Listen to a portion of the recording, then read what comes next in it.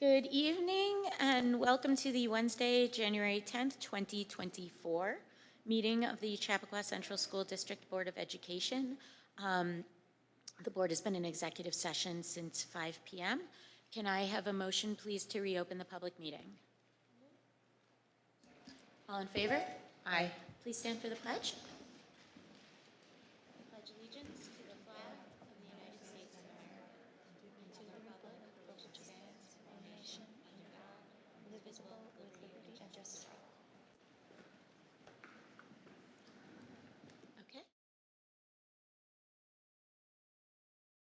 Good evening and welcome back and happy 2024. I hope everyone had a fun and relaxing break. I want to just provide a few quick updates. I'm actually going to be short this evening before turning it over to Dr. Ackerman. We don't have much to report, but we did have a work session last week where we talked about office hours and also school lunch. On office hours, as we told you we would, we held fall office hours and tried to assess what went well and what went less well. One thing that was clearly a problem was the sign-up process. Over the past few weeks, we've also looked at what other districts are doing vis-a-vis office hours. And the truth is that most don't do office hours, but the few that do seem to do them more as a coffee model where board members are available and people can come and share what they want to or need to and have a conversation, similarly to the way that the principals have done it. While this model makes a lot of sense, there are also some issues with it, namely that some people want to have conversations that are clearly more private in nature. So here's what we're thinking, and as I say this is also just sort of a next, we're gonna try this in the process, and we always remain available just if you wanna just reach out on email or by phone to just schedule a conversation, that's always an option available as well. What we're thinking is we're gonna try to host 2 of these coffee/office hours in February, one before our work session and one before our board meeting, and these dates will all come out in an email. We will ask people to sign up in advance, but I don't anticipate it being limited the same way that like the office hour sign-up slots were limited. But we will ask if there's something that you want to discuss, if you want it to be private, and if so, we'll leave some time at the end to meet with people privately. So we'll see if this model works better or less well. We welcome your feedback as we'll regroup after we try it this way in February, and we'll figure out the best path forward, which might be one of the models we've tried already, and it might be an entirely new model. So we're committed to continuing to keep the lines of dialogue open with the community. We're just trying to find the model or models that work best for everyone. Tonight marks the beginning of our budgeting process. Tonight is just a very broad overview, and over the coming months, we will be providing the community with a lot of information, and we welcome your feedback. There will be many opportunities for feedback, and we want to hear your voices. The budget process is long and it is complicated, and we have asked the administrators, specifically Josh Cowell-Block, to give you a very detailed walkthrough of the process and how it works over the coming months. We know this is a very educated community and that you want information to make informed decisions, so we're going to provide it for you. Not tonight, but in the more detailed budget presentations that follow. So Josh, thank you in advance. We are approving the calendar tonight. That is the one resolution under the President's report tonight. But I do want to mention that we've been asked by some families to list holidays on the calendar on days that are closed for student attendance. Historically, we have not done this, but we also completely understand that recognition of religious and cultural holidays is very important to our families. So we're going to ask the DET, the District Equity Team, to weigh in on this question, and we will keep you posted, but it won't change the dates, just sort of how our calendar is presented and outlined. So that is all I have tonight. I will move 1.1.1, which is the 24-25 Chappaqua Central School District calendar. Can I have a second? Any questions or concerns? All in favor? Aye. Okay, so I will turn it over to Dr. Ackerman. We'll send an email out tomorrow to our parents to let them know that the calendar's been adopted. And so now I'm going to move through the superintendent's report, and then Josh and I will do the budget preview. And so there's an agenda item on the under the approvals and ratifications. New York State passed a law that requires us to have a violence prevention policy in place, and it's legally based. So, and there's a timeline in front of this that requires training. So instead of going through our multiple reading process, since this is a legally based document, I'm asking the board to consider reviewing it tonight at the meeting and adopting it without a second reading, which you can do. It's not something we do often. We do it when laws are passed and we don't have a lot of discretion in what our policies look like. So you can just kind of see in here the window of the approval process. And once you act on this tonight, and if you do approve it, then Andrew will start the process of preparing us to train our faculty and staff, which is required under this policy. The other thing on the agenda that I wanted to share, just a follow-up to a communication I had sent before break. So I just want to remind our parents, our K-8 parents, we have our workshop and panel discussion on January 18th. We've sent this out to our K-8 parents today with a sign-up sheet. We're going to have our first session at 9 o'clock at Bell Middle School, and then we're going to hold our second session at Horace Greeley High School. We just want to have an understanding of how many people are coming specifically to that Bell session, so we have enough seats out. But we have Stephen Goldberg, who's already met with our students. He'll be doing a presentation, and then there'll be a panel of staff who will be available for our K-8 parents to ask questions about some of our programming and the work that we've been doing across the district. And then on the agenda tonight, under acknowledgements, you'll see that we had a contract that I signed with the American Jewish Committee, who will be conducting parent focus groups for us as a follow-up to one of the recommendations that we had discussed at one of our previous meetings. And they were here yesterday on site conducting and facilitating anti-Semitism training for our K-12 faculty. And I'd like Adam to share some of the CSF grants on the agenda. All right, so you're going to see several CSF grants, thanks to our friends at the CSF. The first one is on your agenda. 5.2 was submitted by Mrs. Burton at Roaring Brook. It is about executive function. It's a book series on executive functioning skills for kids. It's nice little stories that teach kids a variety of executive functioning skills, how to be a good planner, how to organize, how to manage time, things like that. So we thank the CSF for that. The second one, 5.3, as you remember, we now have iPads as our one-to-one device in grades 5 and 6. And so that's opened up some great creative opportunities for kids to create movies in 5th and 6th grade using their iPads, but they're having some trouble with propping the iPads up and filming themselves and their stories. So these are some stands that are going to help them do that for both Seven Bridges and Bell. And then 5.4, 5, and 6, you actually experience the power of these geography carts as part of our Graphland presentation this year. So we're going to expand that geography cart program into 1st grade. And so 5.4, 5.5, and 5.6 are carts for 1st grade for the 3 elementary schools. So thanks to our friends at the CSF, and I know Christine has this later on, but Harlem Wizards, January 28th, I just want to plug that because yeah, go ahead. Some members of this dais will be playing in that event. We're looking forward to that. So just in terms of like what's happening over the next few weeks, we have our science research information session for our 9th grade families tomorrow. Of course, we're off on Monday in recognition of Dr. Martin Luther King Jr. Day. We have our forum next week, as I shared. We're hosting a winter ball here with the Scholarship Foundation for our elementary students. The first time we've ever done something like this. I think it'll be really neat for our families. And then our next meeting is the 24th, where we'll have our retreat with our administrative staff.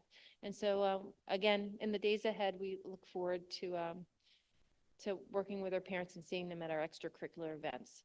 So now Josh and I are going to do our budget preview for the board. This is the first meeting in January is when we do highlights of what we're thinking about as we plan forward with the budget. And tonight we're going to need some guidance from the board based on some of our thinking and how to prepare the budget for the next school year. So I just want to remind everyone the budget process begins in the fall, where Josh, in his capacity as the Assistant Superintendent for Business, begins to meet with our administrators to talk about what our needs are moving forward for our students. And then that continues really from December all the way through February, because we start to present to the board like the financial considerations in March. So those conversations are ongoing. Tonight is the first opportunity for the board to see what our anticipated levy limit would be moving forward based on some assumptions that we make. And then in March, that's when we do the tax cap submission to the controller's office. We do our work sessions. And then in April, we'll ask the board to consider adopting the budget that we presented. And then we have some like legal requirements. We do a meeting for parents to ask us questions. And then the vote is on Tuesday, May 21st, 2024. And so our budget is really based off of our 3 strategic questions. Our board doesn't necessarily have board goals. It's always been framed in a very different way here in this district, which I think has served us well, where we prepare a budget that's fiscally responsible, that's focused on progressive teaching and learning that requires kids to think deeply and creatively and to support their thinking through problem solving, but also with a focus on social emotional learning as we move forward, so that we're working with our students towards developing graduates who are ethical, empathetic, respectful, and resilient global citizens. And we also are very mindful of our strategic priorities, which are our 5-year priorities that have been set through a process that has involved our members of our community, including our parents, faculty, administration, and Board of Education, where we've set like the direction for us for the next 5 years. And so we plan our finances around supporting these 5 specific areas, which are improving student belonging, addressing our curriculum. We're going to we continue to take a hard look at our middle school experience, talent management and professional capacity, and then revenue generation and logistics. And you can see like by level how we're working on this moving forward. All this is posted on our website. And you know, when we do budget, we do have the same like philosophy year on year end, where we keep our students at the center of all of our decisions, and that we preserve or expand our program here, both academic and social emotional. We're always revisiting our class sizes because things happen over the summer and we have to make adjustments based on enrollment. We prioritize what our buildings need, like the brick and mortar part of our program. We're mindful of our residents who've expressed concerns about their taxes, and we align to the strategic plan as I just shared, and we respond to community feedback, not only that we get during the process, but as we plan forward and based on some of the input that we received last year, which you'll see reflected towards the end of this presentation. The budget itself has really 4 main components to it. The first is the program, the costs associated with the program. The second is class size, because that impacts our staffing and how many staff members we need to make sure that we adhere to our requirements. The third is our building needs to stay open. And the fourth, of course, is our contractual obligations to make sure that we're meeting them. And then, Josh, if you want to talk a little bit about the big areas that we have to think about as you start to formulate our numbers, that would be great. Yeah, so a lot of our budget is composed of a few key components, and looking at where we have our income coming from, we have state aid, we have our federal grants, and we have our tax levy. We also have to take into account the CPI changes, which is part of the tax cap, which I'll talk about in a couple of slides. We have numerous state and federal mandates, including pensions, including contracts, that all are part of the bedrock of the foundation of our budget. So as we start to build it, there's this foundation that's there that then we can build on top of. But a lot of it is already spoken for. So as you look in those pink boxes, some things that we also need to be thinking about in the blue boxes are input from our community, right? Making sure that we are adhering to what our community wants, what our community needs are as for our schools, having staff input, and also looking at our labor management agreements. We'll talk about that. And all of that put together, you start to get a budget. And there are all of these sort of spikes that are coming out of it that come into a fully formed budget at the end. Operating standards that are based on classes with enrollment levels that support differentiated instruction, expanding our program offerings to align with our strategic plan, making sure that our spaces are reflective of the 21st century professional world, aligning our schedules to maximize the use of our professional staff across the district, maintaining the integrity of our physical plant, supporting our extracurricular program, providing a wide range of professional learning opportunities for our staff. Again, meeting our contractual obligations. And then it's always been a focus of this Board of Education to improve our communication structures to support the needs of our families and our broader community. So now we're going to move into the financial aspects of the presentation. So I'm going to turn it back over to Josh.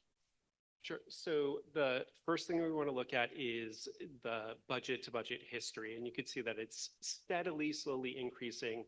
But one of the main things to notice here is that our budget this year is $138 million and our tax levy is $119 million. So predominantly the Chappaqua budget is made up of tax dollars. And then the rest of that portion is made up of interest earnings and state aid. But again, as you could see, it's steadily increasing because our budget is dictated by the tax levy limit and then as well as state aid increases. I think the thing to notice about this past year is that while the budget went up more than the tax levy, that was due to a rise of interest earnings and also increased state aid in this past year. Next slide. So another thing for us to think about is our property tax cap. So in New York, we have a tax cap, which is the tax levy limit increase is capped at the lower of CPI or 2%. So as we look at this year's budget, since we know the consumer price index has been well over 2%, will likely be capped at 2%. A budget within the tax cap requires a simple majority, 50% or plus one person to approve the budget. A property tax cap override is permissible, so we can go over the property tax cap. That requires a 60% or more approval of the community. One thing that I want to point out about the tax cap is that while it is 2% levy limit, there are a bunch of exclusions that are in there and inclusions that are in there that majority of the time either lower or raise what we are actually allowed to increase our levy limit by to be within the tax cap.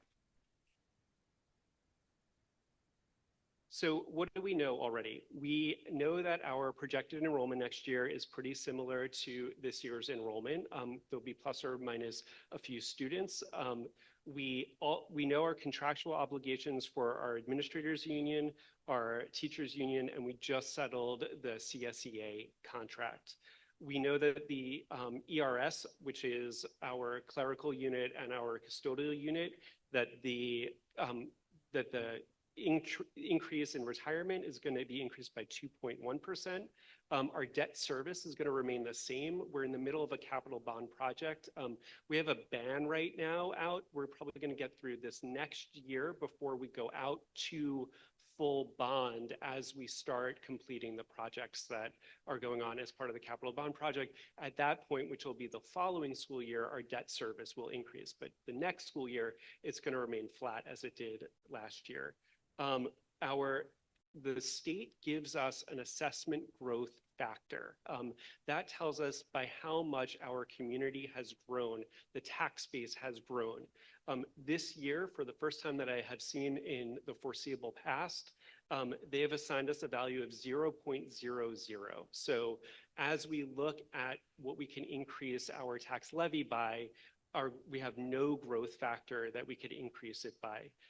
Our health insurance premiums, we just settled for next year at 5%. And again, we estimate that the tax cap is going to be at exactly 2% for this year.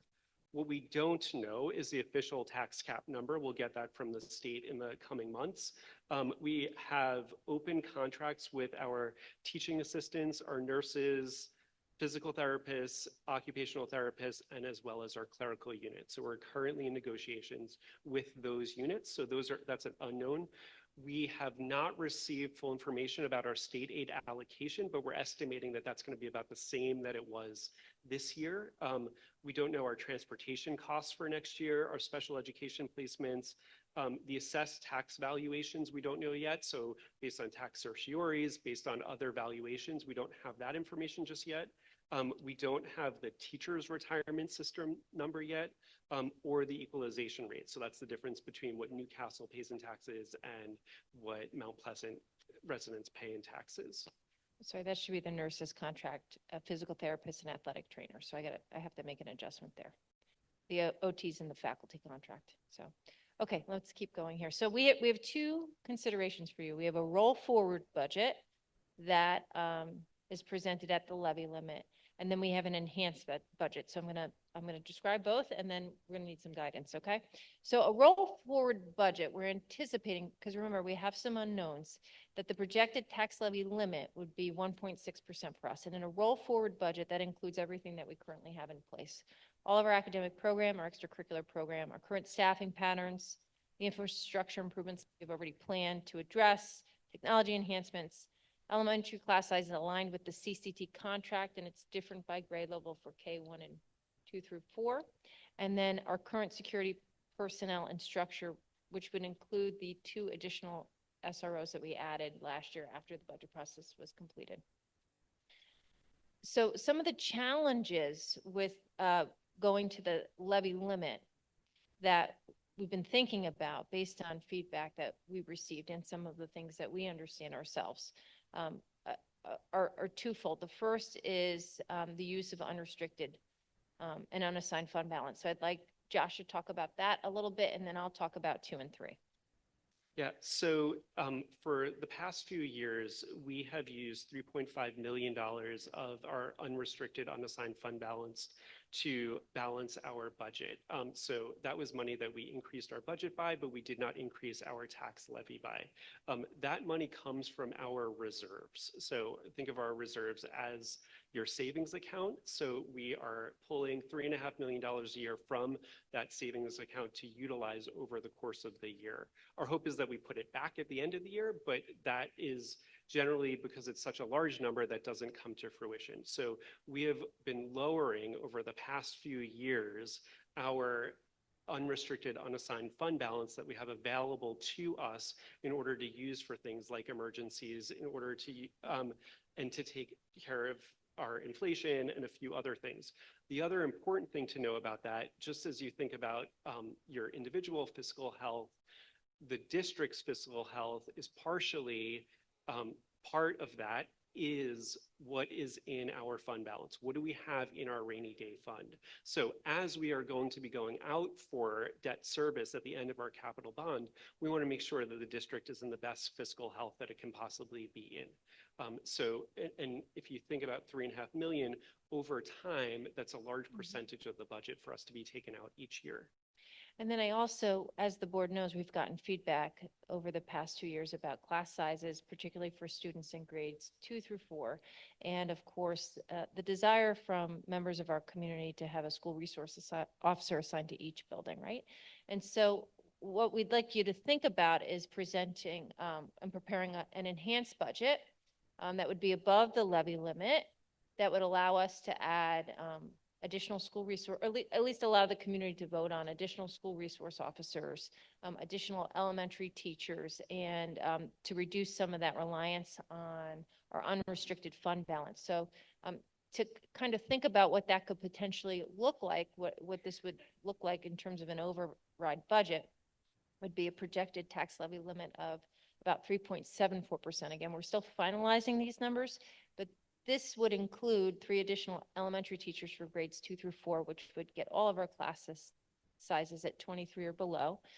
It would include 3 additional police officers, and it would reduce the use of unrestricted fund balance allocation from 3.5 million, which is what we've been using over time, to 2 million, which would allow more money in that unrestricted fund that we have to pull from at times to address things like emergency, as Josh had just stated. And so we do want to talk a little bit more about this fund balance trend, because we do think it's important, since that's a large part of a consideration for you this evening. So go ahead, Josh. Yeah, so the trend that you see up here is what our fund balance looks like. It's separated into multiple pieces, the yellow bar being that unrestricted, unassigned fund balance that we have full access to. Generally, what you want to be seeing in a school district in your fund balance is what it looks like from 2015 to 2018. It's slowly rising, right? It's your rainy day fund, so that if something happens, you could start to pull from it. You see that it starts to get a little bit up and down over time. Some of that is because of some unearned interest that we were able to put back into our fund balance, some budgeted items that we didn't spend upon, but all of those, we want to see a slowly steady increase in our fund balance unless there's something that we need to pull from it for. And again, the reason for the decline over the years that has been slowly is because of the $3.5 million that's been used for the past few years to balance the budget. And you could see that, again, right, like those up and down, some of that has been due to luck because of interest rates going up. Some of it has been because of additional state aid that we had received, but a lot of that was unpredictable. So the predictable piece is the amount that we assign to our fund, unrestricted unassigned fund balance. Oh, I'm sorry, Josh. Yeah, no. Should I go back? Yeah, go back one. Sorry.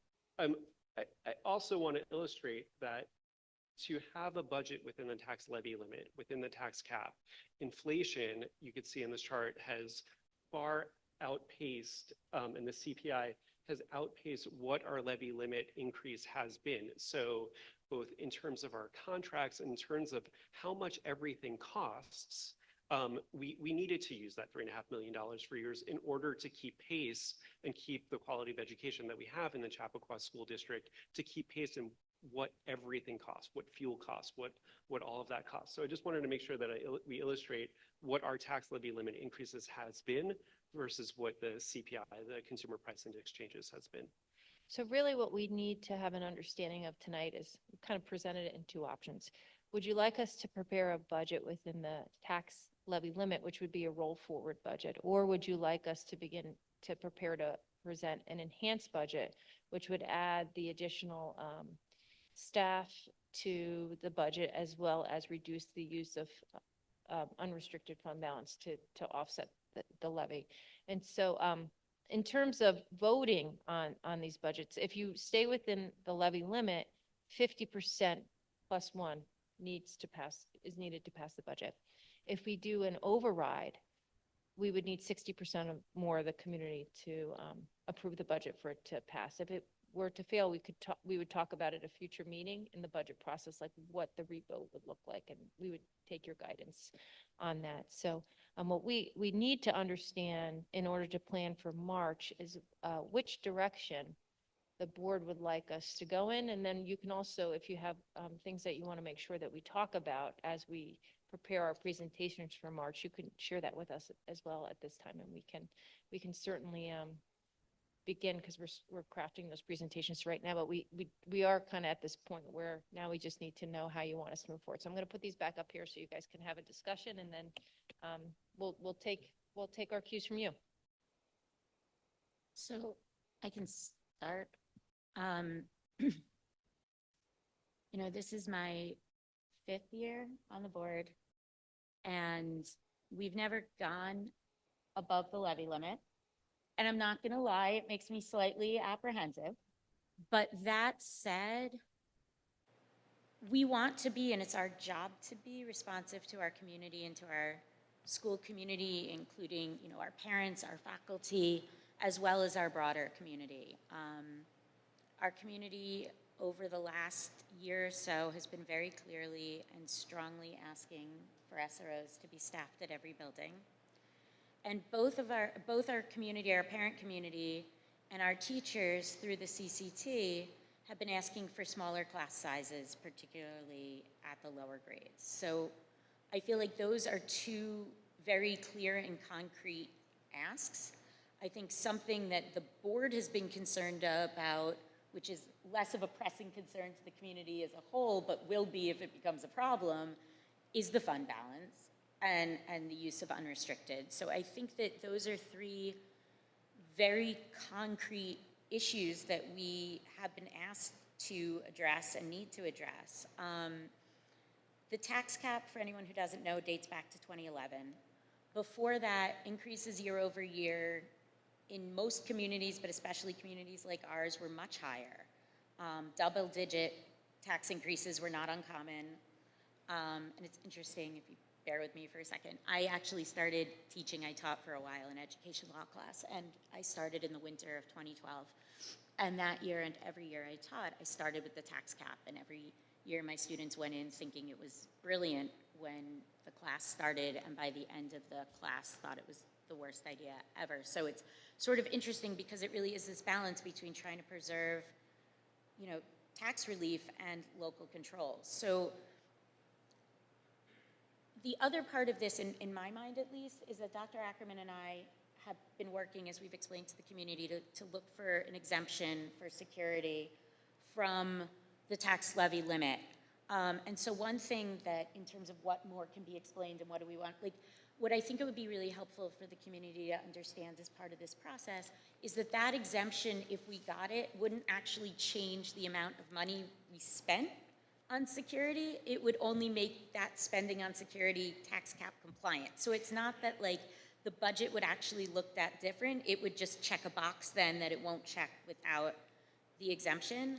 But I guess, so my overriding feeling on this is that we should give the community the opportunity to say, yes, this is what we want, that we should present rather the enhanced budget, if you will, option 2, with SRO staffing at all the schools and with the additional elementary positions to ensure the smaller class sizes on that level.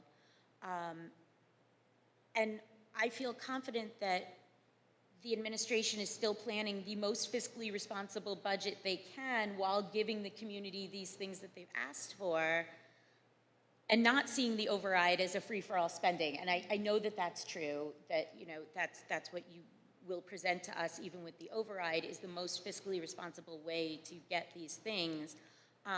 So all of this is a very long-winded way of saying I feel very comfortable going with option 2, and I guess that is how I personally will lean, and turn it over to the rest.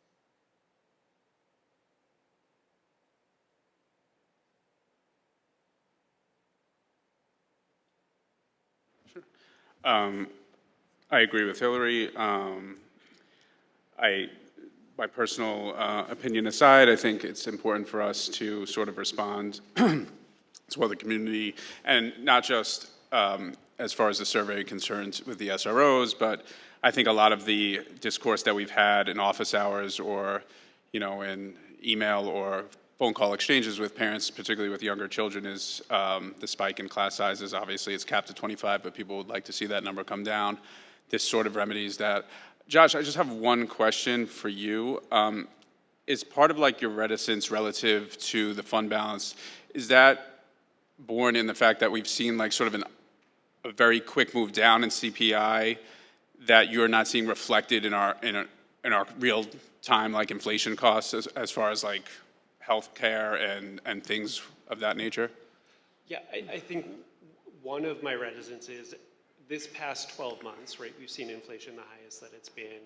Right, but I'm saying like the move down from 8 to 3.5% seems to me unsustainable, and you're guarding against a move back up potentially. I mean, because I don't think that that's really reflected in real pricing is what I'm saying. Correct, right. Yeah. Yes, this is protecting us for the future. Sure. As well. Yeah, okay. Yeah, I mean, I'm an option 2 guy. I think that's clear.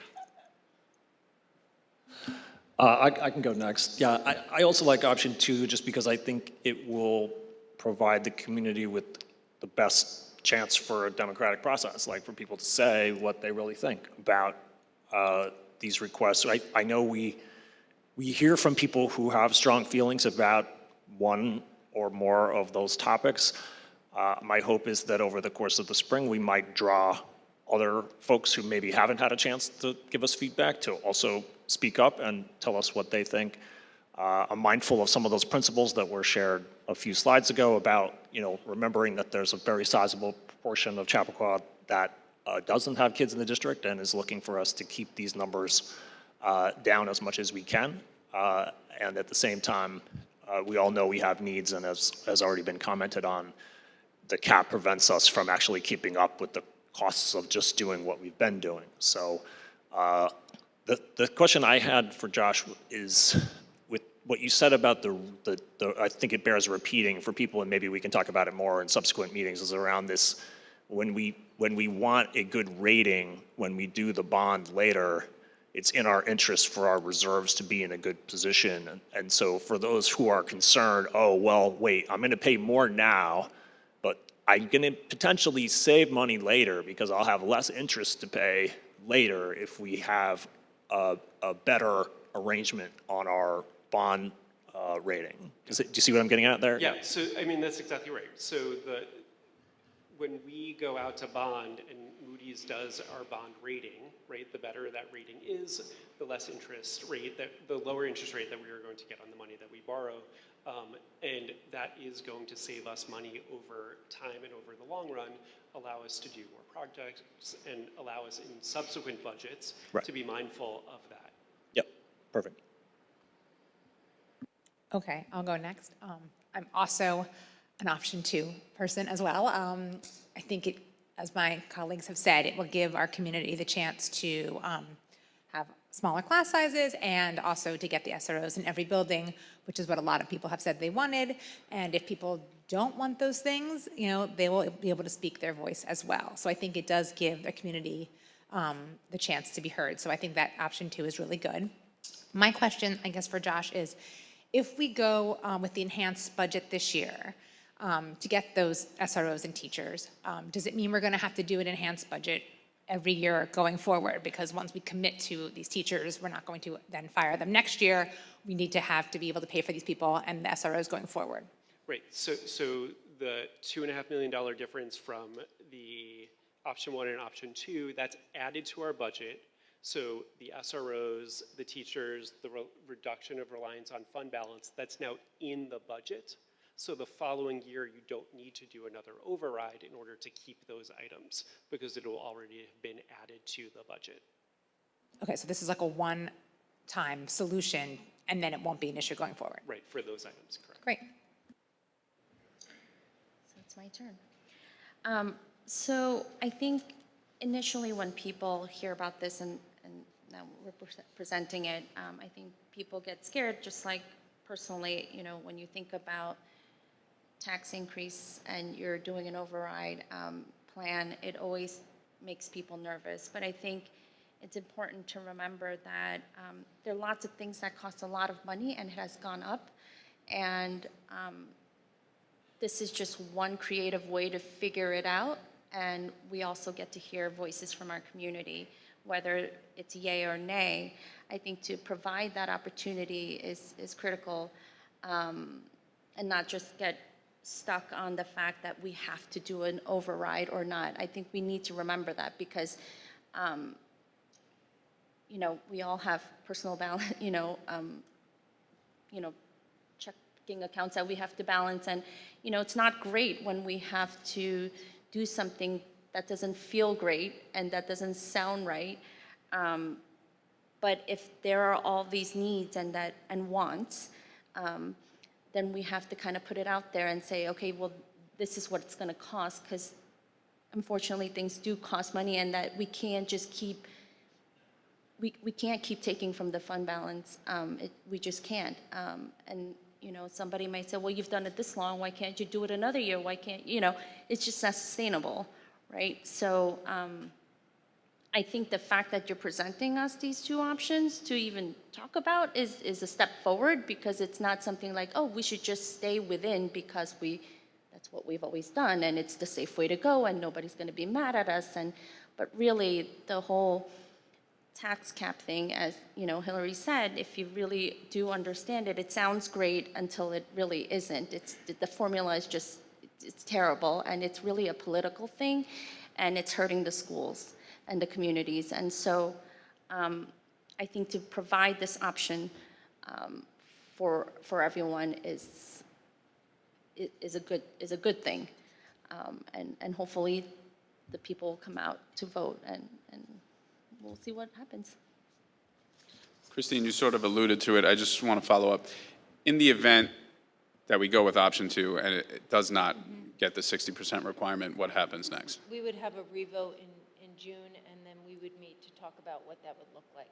It could be simply putting up a budget that's aligned with the levy limit, or it could look like something different, and you would have to decide what that would be.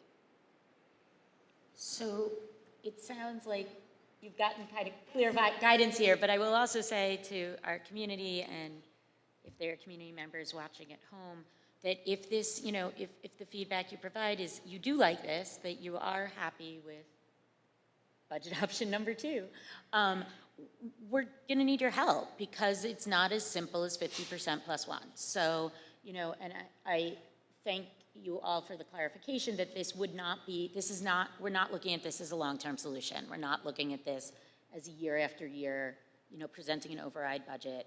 But this is the option that gets us to what the community's been asking for. And we feel like it's important to listen. But we also, like, just candidly are going to need your help. We're going to need people to actually come out and vote. So I'll repeat that a few more times. All right, so we're going to prepare a budget around option 2. And then the next time we're going to talk about this publicly will be on March 6th, where I'll present the recommended budget and some of those unanswered matters that influence our decision-making process will be resolved. Not all of them, but many of them. And then we'll start later in March talking about like the component sections of the budget for the board's consideration. And in the meantime, if anyone has any comments, certainly send us an email and we'll take a look at that. And after the and we invite you to, you know, provide public comments at our meetings as we move forward here in the process for consideration as we prepare for next year. And so I just want to thank Josh, and Kathy's here, and our team for preparing this presentation tonight and the work ahead. So thank you, and that ends the superintendent's report. Thank you. That brings us to committee reports. I don't think anybody's met really since we came back. Okay, so that was short. The boosters are meeting right now. They obviously didn't care if I came. There's that. I'm sure they're really sad that you're not there. May I just share something? The policy committee will be meeting next week. So we have a third reading on our guest speakers policies tonight. So if there's any public comment tonight related to that, we'll be discussing that next week. So we'd appreciate if you either share it here or send us an email before Tuesday. Thank you. But we're not voting to adopt anything tonight. Right. That. Correct. Okay. So public comment. We welcome public comments, and in respect for each other's time, we ask that you limit your comments to 3 minutes. Board members may also be contacted via email or phone.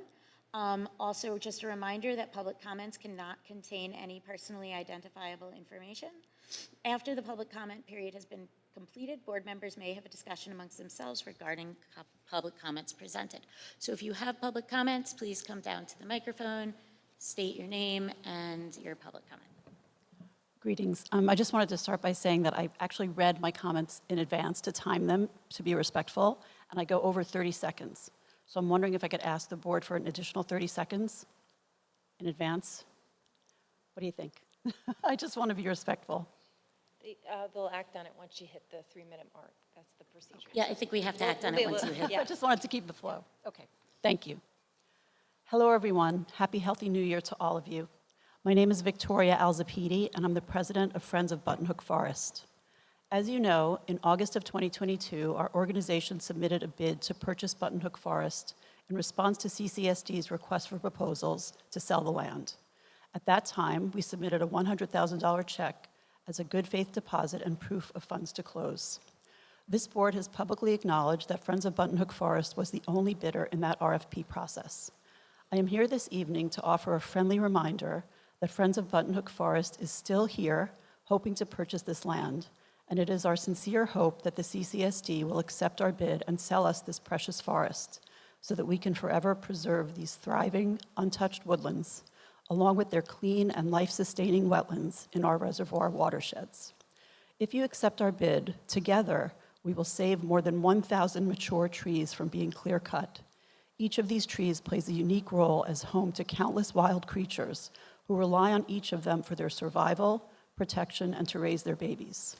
We will save this forest that is the home to so much wildlife, including countless pollinators, songbirds, hawks, owls, foxes, coyotes, and protected wildlife species like bobcats, box turtles, and endangered bats. And this forest is also the home to sacred Native American ceremonial stone structures that hold deep cultural and spiritual meaning to members of tribes who are indigenous to Chappaqua, Native Americans who are still here today, who treasure this spiritual site that continues to have irreplaceable spiritual significance to them and their families. We are aware that CCSD has been sued by a developer who wants to tear down this forest to build 6 luxury homes with swimming pools. This developer claims that their contract with CCSD to buy this land was not terminated, and that therefore the bidding process that we participated in with you is not valid. Please remember, the CCSD believed that this contract was terminated, and that's why you started the bidding process to sell the land. And Friends of Buttonhook Forest relied in good faith on CCSD's RFP bidding process. Friends of Buttonhook Forest implores the CCSD to follow through and to hold steadfast to your assertion that the contract with the developer was, in fact, terminated. We urge you to please wait for the litigation process to be completed. Please wait for the judge's decision. Please do not sell this land to the developer as a settlement. For if you settle and sell this land, it will then be placed into the hands of the developer, and all of the precious and sacred beauty, spirituality, and life that exists in Buttonhook Forest will be forever disrupted and irreparably harmed, breaking into shattered pieces the collective meaning that this intact forest possesses, forever desecrating its intrinsic and sacred value, more valuable, in fact, to the Native American people and to the wildlife who call it home than any amount of money can ever match. I'll move to extend the speaker's time by 1 minute. All in favor? Thank you.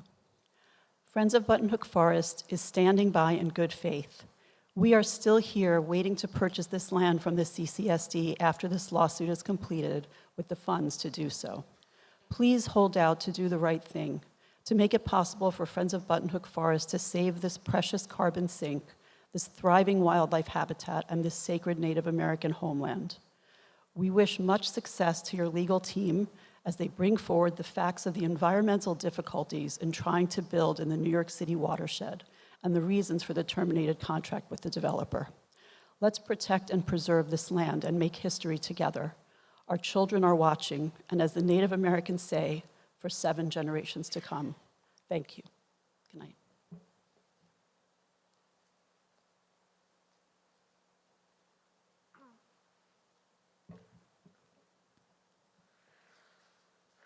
Hello. Oh, can you hear me? Can you hear me? Okay. My name is Ren Gugek, and I am a junior at Greeley, who has been attending school in this district since kindergarten. I have been told several times, if not recently, that I am stubborn and inconsiderate. I imagine you are used to being called the same at these meetings. I'm not here to criticize you. You know what you have done, and you have had plenty of time as board members to correct the mistakes of your predecessors. You know what you have said in the name of financial responsibility. You know your claims and the truth in their counterpoints. Instead, I'm here to tell you to have a bigger ego. In 3rd grade, I was taught about how being a bystander isn't much worse from being a bully. In middle school, I learned about respecting and standing up for people of other cultures, and just this past week, I had a test on the oppression of Native Americans in one of your classes. I'm not your enemy, nor an uneducated voice. I am what you have made me.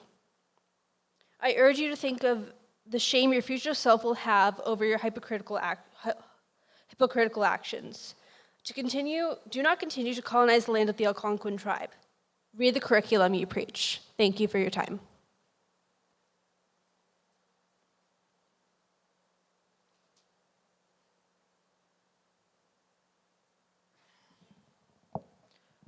My name is Clarissa Covey.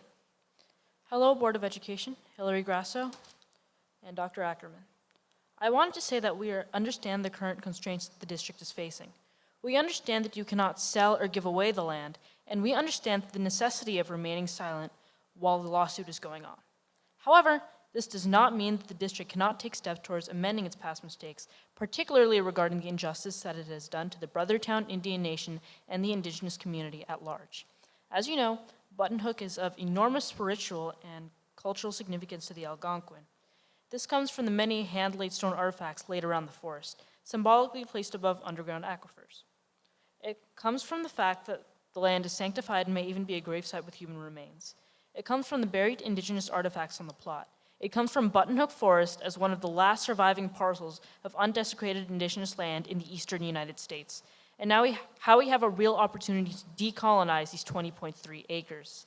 Members of the Brothertown Indian Nation, primarily tribal elders, have voiced a desire to use the forest, or parts of it, for spiritual purposes. While the district cannot sell the land, it can very well allow Indigenous people to use it for spiritual purposes while the lawsuit is going on. This is a proactive step you, the district, can take that would show for the first time in this 14-year Button Hook saga that you care about the Indigenous community. Thank you.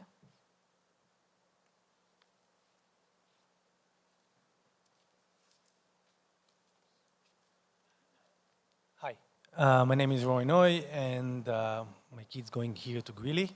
And I want to touch two things today. One is I just want to know how much you know about what happened between the Jewish school, LaFell, and what's happened in Yonkers in the basketball game, that there was a lot of anti-Semitism there. And I want to know how you can, and what you do to prepare the students here, a lot of them are Jewish, to events like that can happen in the future for them. And I know at that time, for the game, the FEL student has to be escorted out with security. I wonder, again, if it is taking any precautions about our students.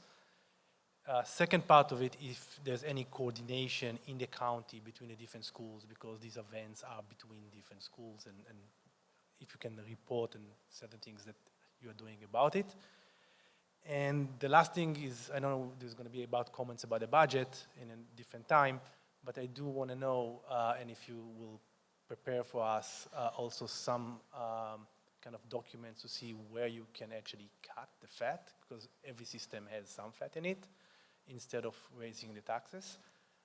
One place that I'm sure there's a lot of kind of money going on, because it's very popular everywhere now, is the DEI.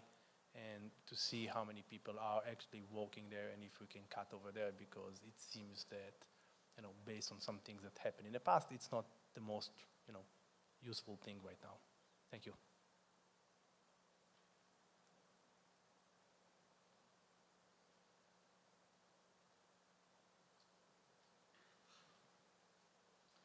Hi, my name is Warren Gottlieb. I'm a Chappaqua parent. I just wanted to say a few things. First of all, I got an email from one of our board members indicating that there was going to be a slight modification to the IHRA definition, which I had asked for, and I appreciate that you're acting on that.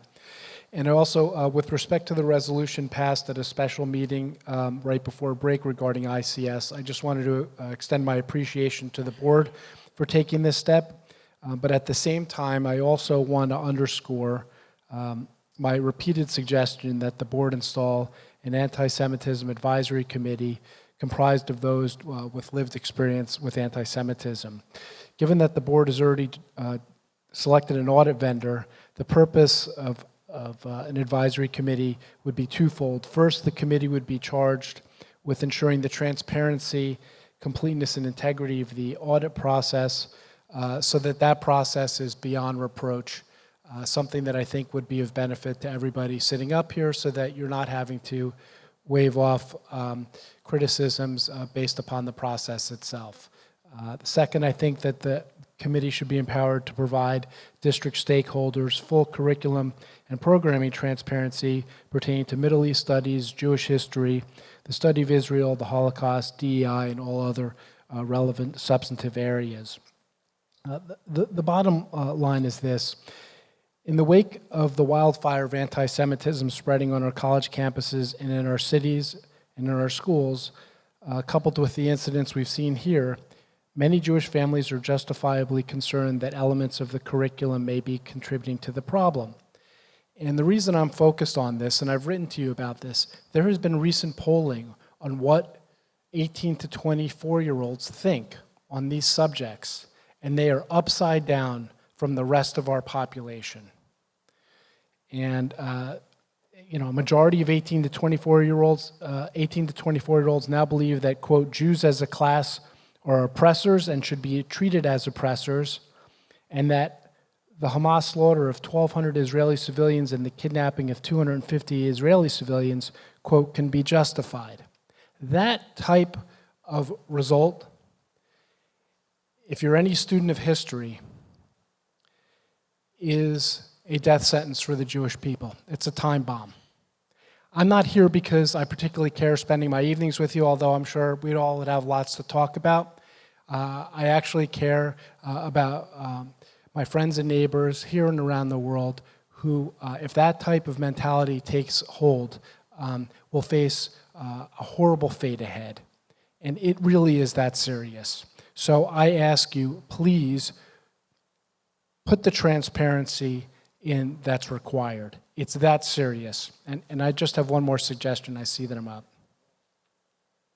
Can I have one more minute?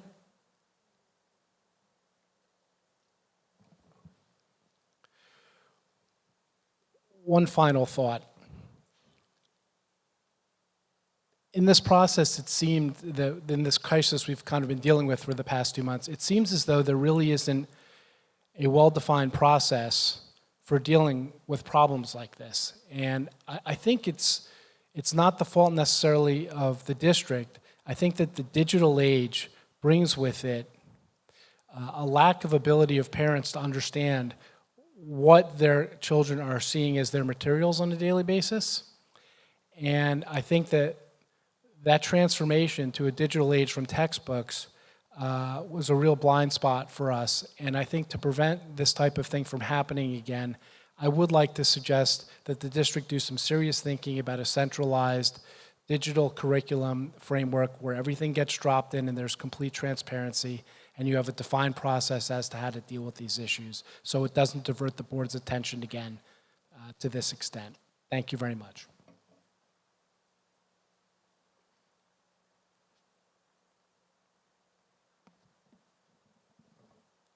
Good evening. My name is Barrett Flom, and I have a child in the district.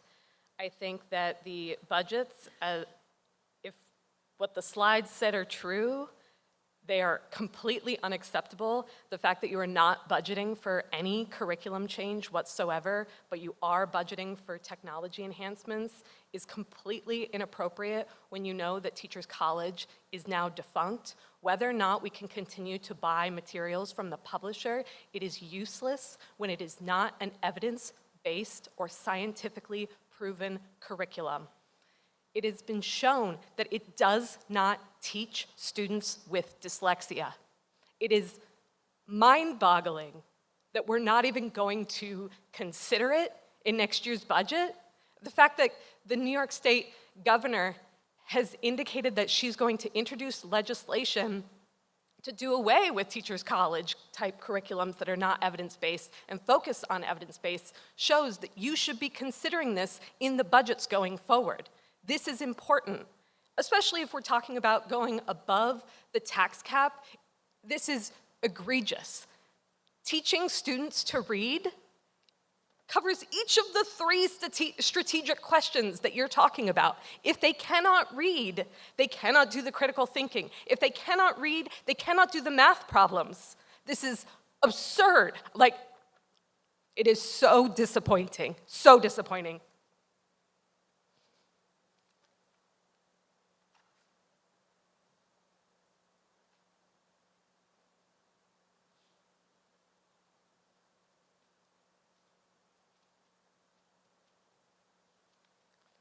Hi, I'm Dana Rosenberg, and I have 3 students in the district. I'd like to speak with you tonight about the upcoming 9th grade science classes. Dr. Pease, I know we will be speaking tomorrow about this, but I am incredibly disappointed at the options that have been allocated to our 9th graders. For those who don't know and have not looked at the decisions handbook, they are required to choose 2 of 4 classes, semester-long classes for next year. 2 are biology-based, which is a continuation of living environment, which has now been pushed down to 8th grade, and 2 are physics-based. I still don't understand the premise of pushing living environment down to 8th grade, but what we were told last year, what I remember, was that it was to give our 9th graders the ability to explore different sciences as part of 9th grade, to encourage a love, a continuation of a love of STEM. That is not what is happening. There have been 18 months for these courses to have been planned, and my 8th grader was one of probably 75 students who were chosen to participate in focus groups, and these classes still weren't finalized as of the fall. And the classes that were presented to these 8th grade students as part of their focus groups were actually the ones that they least preferred. And those are the 4 classes that, at least as has been explained to me by my 8th grader, that now are being offered for next year. There's no option for anything around engineering, for anything around design, for anything going on in our wonderful greenhouse, anything related to chemistry. I would love the Board of Ed to ask some hard questions about why we are continuing to push down living environment to 8th grade unless there is a very strong reason to do so. Thank you very much.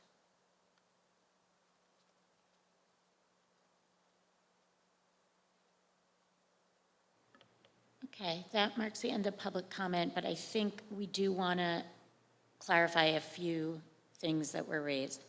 The first is I just want to mention that Dr. Ackerman and I met with a group of students, and their parents were present either in person or virtually earlier this week to discuss, as we said we would after students had commented on the Button Hook property at previous board meetings. We told them we can't talk about it here because, as several of the speakers noted, we are in a litigation position regarding the property right now, so we really cannot talk about it. But I just want the community to know, who may have been here at past meetings where we said we would meet with the students, that we did meet with the students for roughly an hour earlier this week and talk them through exactly where we are, what's going on, why we are in the position we are in. So I just want the community to know that we appreciate the zealous advocacy of our students, and we're not ignoring them. We're just, litigation complicates things. So I just wanted to be upfront about that. Yeah, we also explained that you could continue to come to meetings, but the outcome's not going to change right now because, as we all know, we're in a holding pattern. Oh, our kids can continue to come to meetings, but the outcome's not going to change based on their advocacy because we are in a holding pattern right now. So we explain that as well. So that's where we are with that particular matter. In terms of the budget, if we gave the impression that everything this year is going to be the same as next year, that is not what we were trying to say. We're talking about our budget line items in terms of the financials. So I know that Adam's going to be presenting at our next meeting because he went to a webinar with our state ed department today about some of our thinking regarding reading moving forward, and he's been meeting with a task force of faculty and staff. So we're going to be talking about that in the future. So I do apologize if our presentation came off that way. We're really just talking about line items in the budget, and there's enough flexibility within our budget to make shifts if we decide to do that regarding our curriculum. Like, for example, as one of our parents noted, we're changing our 9th grade offerings next year, so we're not necessarily sharing like the budget for those offerings. We just have enough flexibility to do that, and those don't exist currently. So I just wanted to kind of clarify that. But certainly next meeting, Anna will be talking much more about this with the board, and at that point too, we'll have we reissued the RFP, so that outcome will also, we'll know the outcome of that as well, so we can share that too. I know there were some questions. Of course, there was an incident that did not happen here. At an athletic contest outside of the district, and so I'm gonna have Sandy or Jamie reach out to that parent just to talk a little bit more about how we handle issues that we're concerned about at our games related to hate speech. And I know that Sandy and Jamie had co-authored a letter that went out to our families, but I know that additional clarification is needed. So I'll make sure that people are in touch with each other outside of this meeting tomorrow. And then I know that we continue to have advocacy around how to support our Jewish studies and our Jewish families. We're still in a process, right? We're doing our parent forum next week. We have our focus groups. And the board's going to be talking about this at their next work session on the 28th. So I do still think we're in a gathering phase here, even though we're taking some real action steps at the same time. So we should continue with the process and gather more information before we make any significant adjustments. I mean, we don't have an oversight committee made up of parents for anything. And we have board committees that we have our board members and our parents and our faculty a part of. That would be a huge departure for us and a much larger conversation. And so I think it would behoove us to finish our focus groups before we start like talking around that particular recommendation. Is there anything else that? No, I think it's just, it's good to clarify that this is a broad strokes budget presentation in terms of like, it does not in any way mean that if we need to make curricular changes, we won't make those within the proposed budget. We're not ready to decide yet what we're doing moving forward, but as the community knows, we're in the process of evaluating that, particularly on the literacy front. Does anybody have anything else they want to add? Okay, then that brings us to approvals and ratifications. Can I have a motion, please, for 3.1 through 3.3, which are accepting the minutes of the December 13th, the December 20th, and the January 5th meetings and work sessions? I move. Any questions or concerns? All in favor? Aye. Excuse me. So as Dr. Ackerman mentioned earlier, 3.4 and 3.5 are both these policies that we've been looking at regarding student clubs and outside speakers. So we're doing third readings of both of these, but we are not moving to adopt either this evening. So I will move 3.4 for a third reading. A second?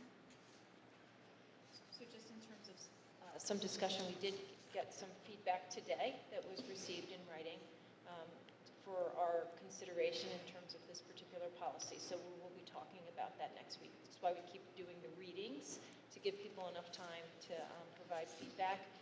And also, I want to go through the parent forums next week with Kate Rate to hear if there's any feedback from our families around both of these policies. So we may be in a position in our next meeting where you can take action or not, depending on how the next few weeks, how we move forward in the next few weeks. Okay, so then 3.5, I will move for a third reading. Can I have a second? Discussion on this? I think we're in We haven't had any additional feedback on this particular policy at this time. but we're still going to wait till we've had the opportunity for the forums and focus groups.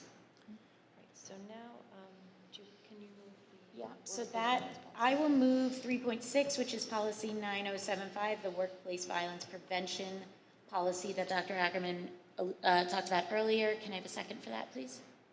Second. So discussion, I'll let you. So maybe I can just kind of summarize. This is Sure. online for our families if they'd like to view them, but all of employees are expected to work together to create and maintain a safe and respectful work environment. And then it goes on to define what workplace violence is: a physical assault or active aggressive behavior occurring where employees perform any work-related duties in the course of their employment, including but not limited to threats, verbal or physical, physical injuries, intentional displays of force, and that goes on to describe this further, and then some notification requirements. So if that were to happen in the workplace, employees are responsible for notifying their supervisor, their building principal, of any violent incidents, threatening behavior that they may have seen or received or have been told about, and that they'll be thoroughly investigated, and that we're responsible for taking action and involving the police when necessary. And then it goes on talking about developing a workplace violence prevention program where we would work with our staff to understand risk factors in the workplace, our methods to prevent incidents of violence in the workplace, specific identified hazards, talking about what those are, a system to report workplace violence in writing, employee training, and then a review process, and then notification requirements. And so all this is like legal language about where it needs to be, what has to be included in the policy, which is in here, and then posting like specific procedures outside of this policy that are nuanced to us based on decisions that we make. And so this, and then there's like a labor law reference on here. So I'm asking if you could, if there are any questions on this, I would like to move forward. If you're comfortable with you considering adopting this so we can move forward and do our work to make sure that we're compliant with the law. And just to be clear, we only really do sort of move something and read something and adopt it on a first reading when it's really legal language that we're being directed to adopt with very little discretion. Are there any questions or comments? All in favor? Okay, thank you for that. I recommend 4.1 instructional as presented. I move that we accept the superintendent's recommendations for 4.1 as presented. Second. Questions, concerns, discussion? All in favor, please say aye. Aye. I recommend 4.2 non-instructional as presented. I'll move that we accept 4.2 as presented. Second. Questions or concerns? All in favor? I just want to congratulate our retirees. We've had some people who've been here for a very long time on this agenda, and we'll be celebrating them in June. And just congratulations to them and their families. Okay. So that brings us to 5, which is the consent agenda. The use of a consent agenda permits the Board of Education to make more effective use of its time by adopting a single motion to cover those relatively routine matters which are included. Any member of the board who wishes to discuss individually a particular piece of business on the consent agenda may so indicate, and that item will be considered and voted on separately, thus preserving the right of all board members to be heard on any issue. So as a preliminary matter, is there anything that any board member would like to remove from the consent agenda this evening? Okay. Then can I have a motion, please, to adopt items 5.1 through 5.13? Move. A second? So just a brief outline, this is a lot of the CSF grants, the Insta grants that Dr. Pease talked about earlier, and we thank the CSF as always for their generosity. These are exciting grants, and our kids, I'm sure, will love them. A number of other routine matters and contracts, an amendment to the anti-Semitism policy that we passed at the 2 meetings ago, just to align it with the language we built it off of. And yeah, any questions, concerns? All in favor, please say aye. And then that brings us to 6. I will move 6.1, which is just acknowledging the contract approved by Dr. Ackerman that she talked about earlier with the AJC for the 23-24 school year. Can I have a second? Second. Any questions or concerns? All in favor? Aye. All right. There's nothing under 7 or 8. Sorry, talking too long, clearly. That brings us to notice of future meetings. Our next meeting is Wednesday, January 24th. There is the Board and Administrative Retreat that afternoon, I assume here at Greeley. Yes. And then our meeting is at 7 p.m., which is our bell presentation, but we will be meeting here. And then our following meeting is Wednesday, February 7th, also at 7 p.m., which is the Greeley presentation and also here. So can I have a motion to adjourn, please, at 8:20 p.m.? I'll second. All in favor? Aye. All right, we are adjourned.